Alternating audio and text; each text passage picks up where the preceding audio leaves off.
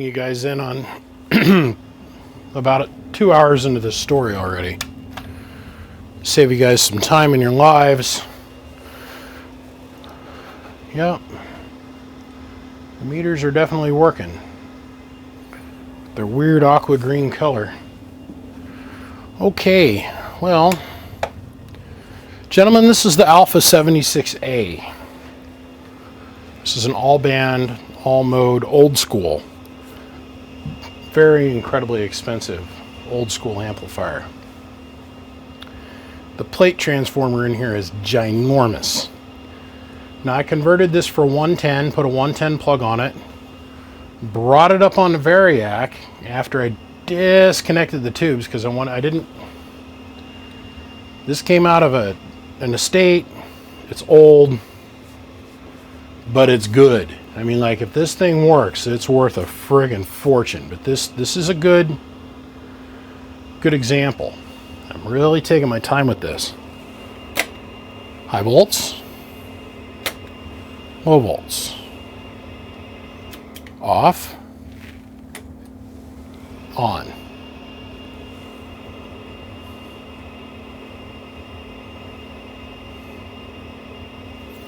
Static on the window. It's okay. We are doing the okay. How do I do this? What do I talk about here? When I get an amplifier that's new to me, I bring it in here and I go through the same set of processes every single time. Convert it for 110, put it on a Variac, disconnect the high voltage off the anodes, usually pull the tubes out of it and turn it on and run it after bypassing all the safety interlocks just to test the high voltage supply. So bring it up on a Variac, I look at the high voltage, and then I shut it off and I make sure that we got good bleeder action going on. And then I verify that this, when I hit 0, is actually 0 on the power supply. We do that for a couple reasons. Then we go and put the tubes back in, and we make sure they all light up. And then we run it for quite a long period of time to let the getters inside the tube do getter shit, like absorb all the other molecules that might have come back out of the getters. This amplifier has a pair of 8874s, otherwise 3CX, I think 400A7s in it. It's got 3 of them. It's triode. Or tri. It's 3 tubes. And they are lighting up and they are making good heat. That is, hopefully they're still at full output, because if we're not, then there's a big problem. 3CX 400A7 is a pretty hard tube to come by, as in, like, it's really hard to come by. Like new old stock, if Richardson still had them, which they usually don't, I think we're in the area of $1,200 to $1,400 for an American-made tube. Per tube times 3. This is a very low drive, easily achieve legal limit kind of situation going on here. It's made it through all of its startup processes. Now I'm going to let it sit here and let the tubes cook for probably the next 4 or 5 hours at a minimum. And then we'll bring the high voltage on. The tubes are so valuable in this box that I'd rather let it run, err on the side of caution, because if there's any gas that's come out of the getters or anything that's happened with the tubes, I want to create the best situation that I can for the tubes for success. So if I was just to turn this thing on and whack it with high voltage, let's say the getters had degassed a little bit and let some gas out of the getters on the inside of the tubes, and that high voltage was present, it would short over inside the tube and the tube's done. So let's let the tube cook for a couple hours, then we'll put the high voltage on the tubes. Hopefully they'll hold a vacuum, they'll do their bit, and hopefully they'll put out power. So on that note, we'll see you guys here probably tomorrow. Well, here we are many hours later. And I'm dying. I want to see what we got for tubes. So now we'll let the high voltage bleed down to nothing. We'll neutralize the whole circuit, and then we'll reattach the high voltage, and then we'll bring it back on and see what we got. I like how aggressive the bleeders are on this.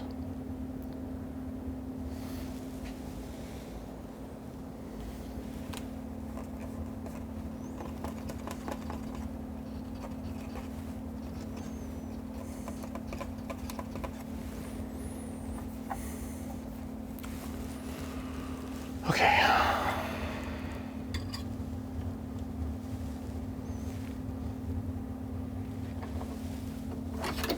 Okay.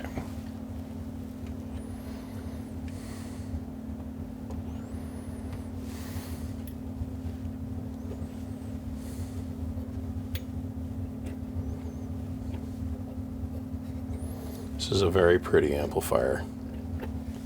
Very well designed. Very expensive. Back in the day kind of thing. All right.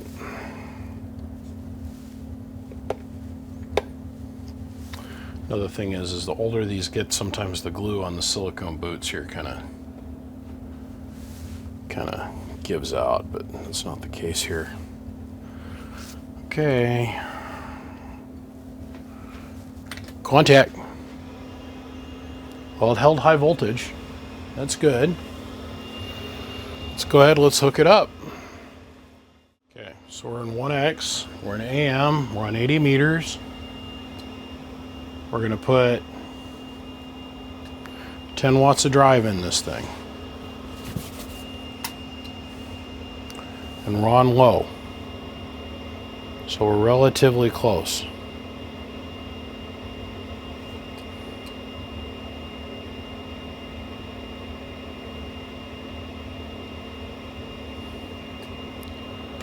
So grid meter, nothing. Okay, we're good.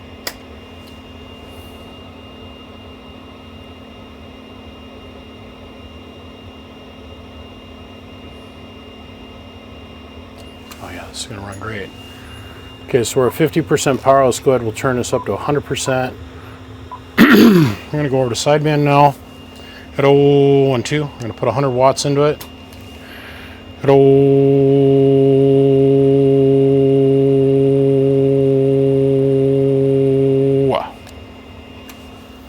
I am in 1X. Yes, yes. At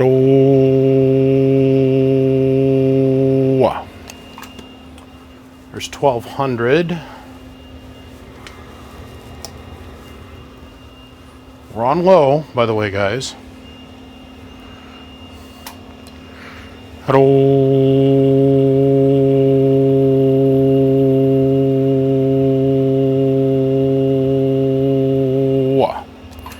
Just a hair over 12. What are we pulling on the grids? 12, 12, 12. Oh, nothing. Let's go to the high volt setting on high. Or 2900 volts or something.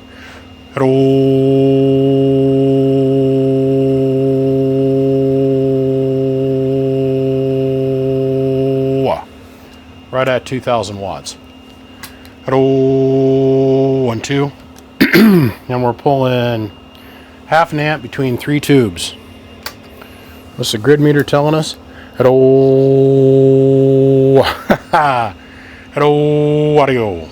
This is like winning the lottery right here. Yes! 3 tubes, full output. Yes! Sorry. Let's run it through its paces. Okay, 160, 80, 40. Let's go look at 40. So this is where we tuned out at for 40. Just so you have it for your reference, whoever ends up owning this thing. And watch this. At 1, 2.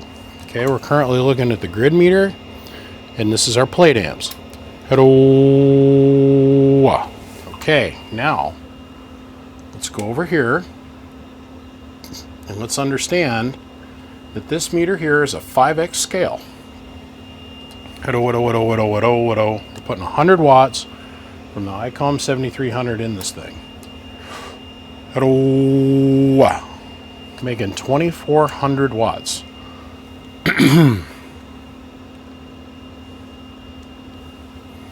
Legal limit plus a little bit.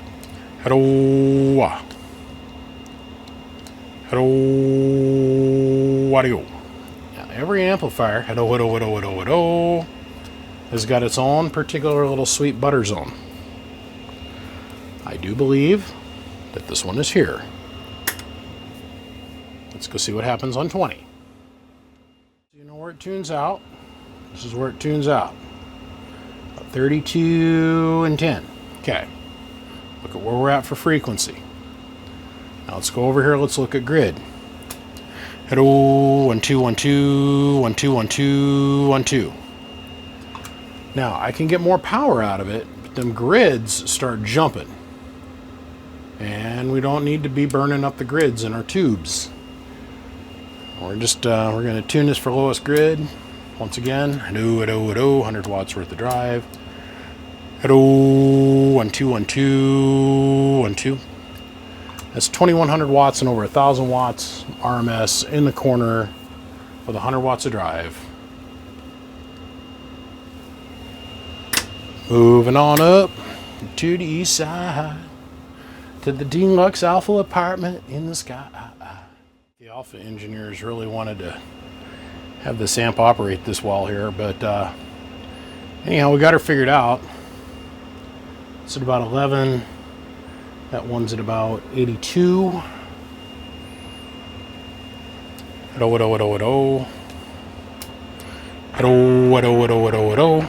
Okay. Let's go over here and look at the watt scale. We're on 1000 watt on the right, 1000 in average in the middle. Okay, we're killing that. So let's go over here and go to 2x. It's doing just a hair over legal limit here. With about 100 watts worth of peak drive.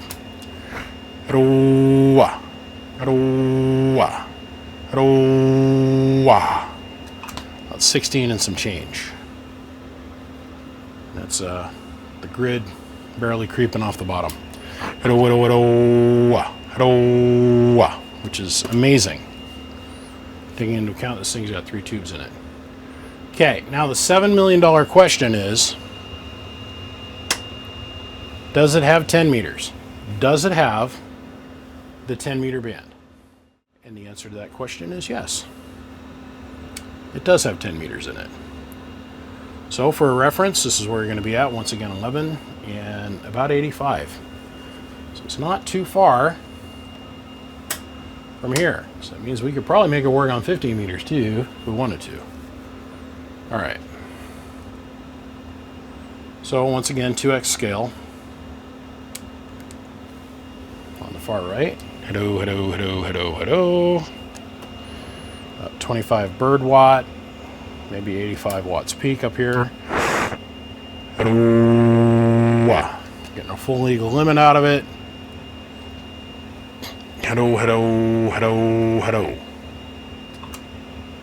Everything dropped to 0. Go back to transmit.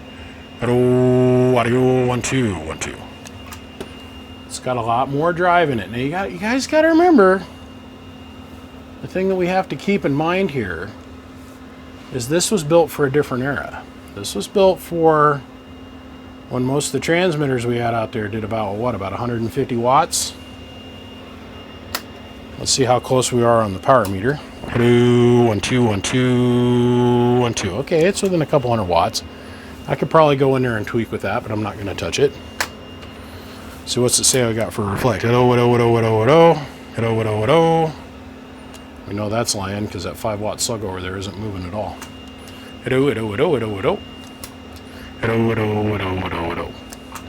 Now the one downside to this amplifier is it does use an RCA connector in the back. So I had to go and start digging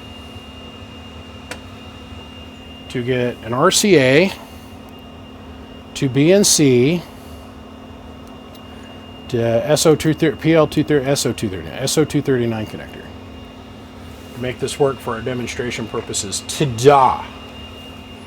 The ALC does work on this, that we've tested it.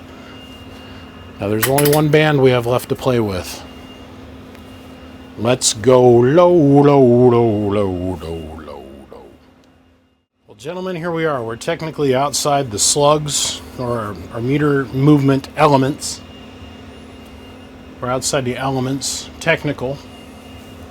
Remember, they're 2 megahertz through 3 megahertz, and we're at about 180.76 megahertz. Kind of in the middle-ish of the 160 meter band. You know, that one band where you're spooling out 13.7.9 miles worth of wire.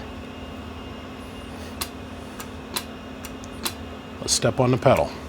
Hello, 1, 2. This thing is in 2x. And for the record, don't ask me why, but that's way off the scale. So let's bring it back on the scale here, which can be somewhere about in here. Hello.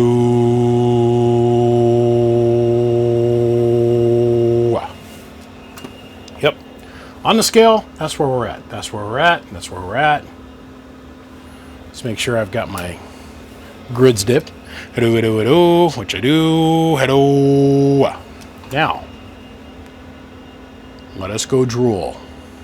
If they can't hear you on 2 kW on 160 meters, they ain't never gonna hear you. Okay, hello, 1, 2, 100 watts worth of drive. Hello,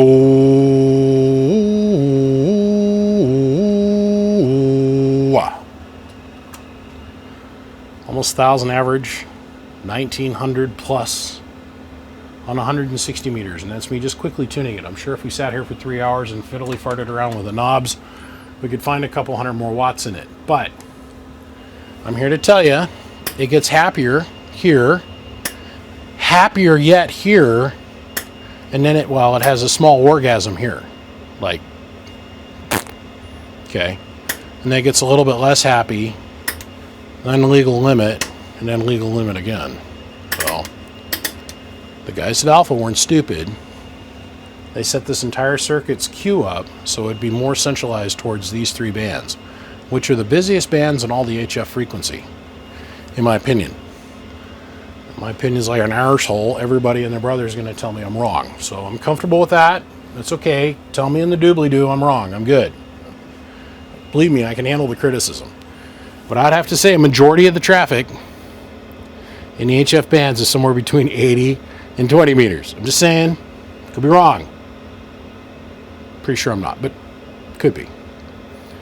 This thing is beautiful on the inside. There's nothing, absolutely nothing tarnished, ugly, fugly, burnt, damaged, twisted, molested, chopped, butchered, fingered, stretched, fisted, or left on the curb. It's clean. I cannot tell you how excited I am that those tubes are good. I cannot. All right, let's get our white gain balance all set up. Let's take the camera, let's bring it down here, and let's do a nice slow pan across the face so everybody knows exactly what they're getting into. Oh my God. You wouldn't believe some of the shit that's out there for sale. Right now there's a Alpha 76A. Now it's not the same version of this. Remember, this got the 3CX400s in it. It's the version with the 3CX800s in it with no tubes, and it looked like it got ran over by a friggin' dump truck. Knobs are all busted off, face is all messed up. The reason I got this propped up at this angle is that this amplifier is blemish free except for 2 things. This little tick here and this very light blemish here. That's not a play on a light, that's actually there. You can barely see it. Other than that, this thing is blemish free. The tubes are obviously well over, they're at 100%. If I can pull that little amount of grid and produce 2,600 watts of power, 2,400 watts of power, they're good. Now, the other thing that you couldn't see from the angle that you guys were at was, the light shift.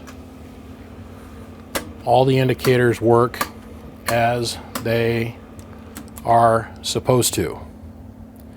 The other thing I want to show you guys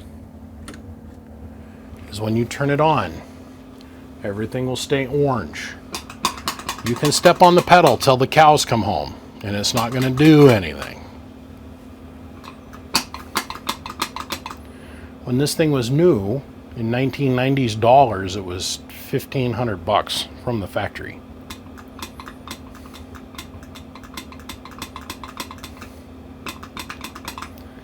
Come on, turn green, turn green, turn green, turn green. Oh, wait a minute. It's probably like one of them pots that you're going to try and boil water. If you watch the pot, it's not going to.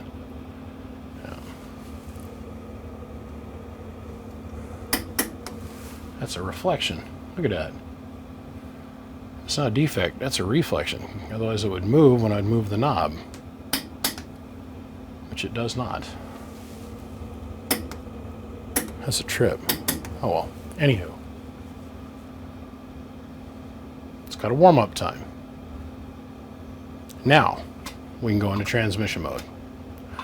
Okay, now that we've documented that, there's one more thing I got to cover. I wanted to show the back side of the case, and I wanted to show the serial number. 6645.